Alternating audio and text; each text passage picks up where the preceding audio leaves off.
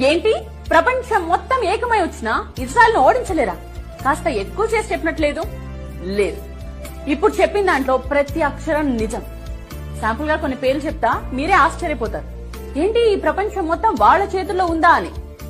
Jesus of Nazareth ఒక యూదుడు, Albert Einstein ఒక యూదుడు, కార్ల్ మార్క్స్ ఒక యూదుడు, వ్యాక్సిన్ సూదిని కనిపెట్టింది ఒక యూదుడు, పోలియో వ్యాక్సిన్ కనిపెట్టింది, లుకేమియాకు మందు తయారు చేసింది, హెపటైటిస్ బి మందు కనుగొన్నది, micro processing chip, nuclear chain reactor, traffic lights, optical fibre cable, stainless steel, sound movies, telephone microphone, video tape recorder, Polo company, Levi's jeans, Starbucks, Google, Dell computers, Oracle, Baskins and Robbins, Dunkin Donuts, CNN, ABC, Washington post.